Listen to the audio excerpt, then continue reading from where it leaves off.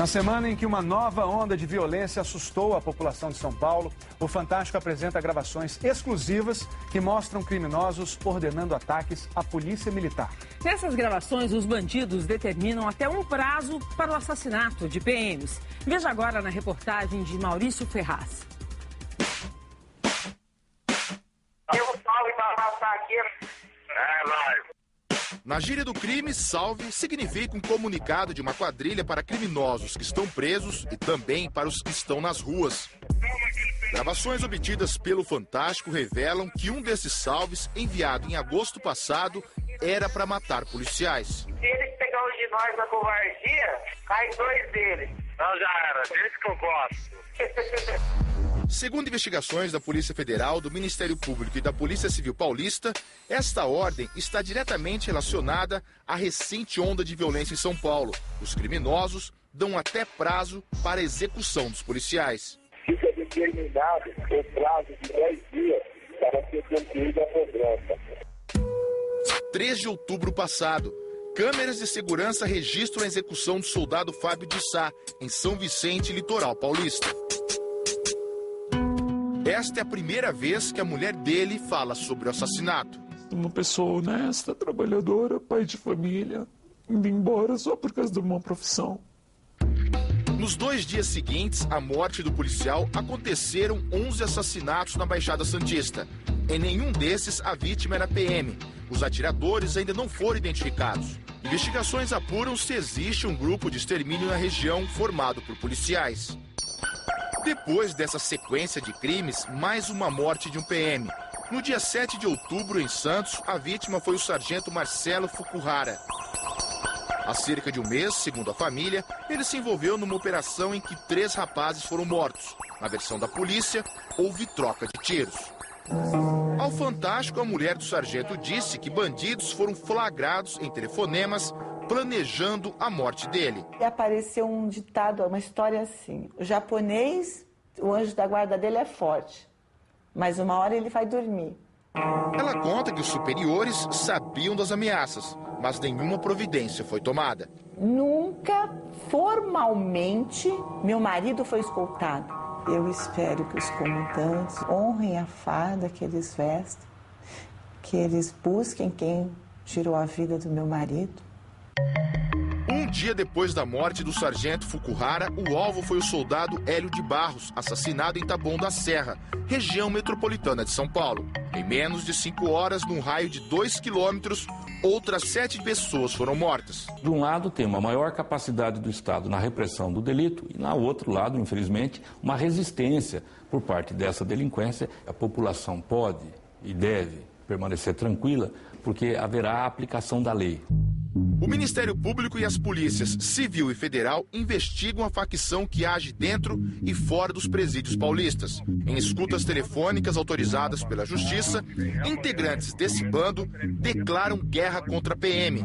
Foi numa conferência com vários criminosos em agosto passado. Um suspeito de chefiar a quadrilha do lado de fora das cadeias leu uma mensagem. Em cima das execuções pesadas realizadas pelos policiais militares, da rota, a resposta será altura. Dois sangue derramado e cobra do mesmo modo. Antes desse salve geral, a ação da rota, com o maior número de mortos este ano, tinha acontecido em maio, na zona leste de São Paulo. 6 homens morreram, segundo a versão da polícia, numa troca de tiros. Mas uma testemunha disse ter presenciado um desses suspeitos levar chutes e ser executado. 3 policiais estão presos, acusados dessa morte. O que nós devemos fazer é investigar, identificar, prender, processar essas pessoas e não matá-las. A mensagem da quadrilha tem a matemática do crime. A cada comparsa morto, chamado de irmão, 2 policiais devem ser executados. A partir dessa data, 8 de 8 de 2020, foi determinado como missão cobrar a morte do irmão Alcira, executando 2 policiais, da mesma corporação que cometeu o ato da pesadilla. E se o prazo de 10 dias para matar os PMs não for cumprido... Caso não for tomado atitude nesse prazo, efetuado a morte do irmão, caberá punição rígida ou até para todos As escutas telefônicas indicam que a ordem para matar policiais militares tem que ser repassada para o maior número possível de criminosos em várias partes do estado. 49, já pegou o saldo. Pegou tudo. O saldo é tenebroso, velho. Mês passado, em Santo André, Grande São Paulo, a polícia encontrou explosivos com 2 integrantes da quadrilha. Eles levavam este outro comunicado. Tem que matar os botas, deve usar bombas e armas pesadas, sem dó. Bota significa policial militar. A diligência ela foi realizada pela Polícia Militar, né? Isso foi encaminhado para a Polícia Civil, foi lavrado o flagrante. As duas corporações da polícia têm conhecimento desse recado da facção criminosa.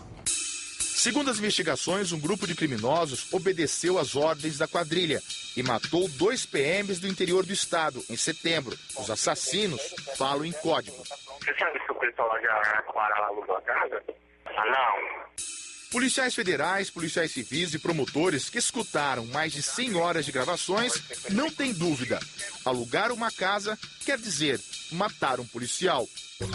De acordo com as investigações, em 13 de setembro, um criminoso da região de Araraquara avisa que a morte de um PM está próxima. Esse pessoal aí falou que entre hoje e amanhã vai alugar. No dia 14, em São Carlos, o soldado Marco Aurélio de Sante foi assassinado.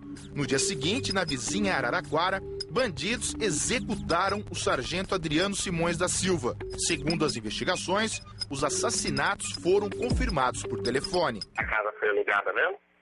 Foi.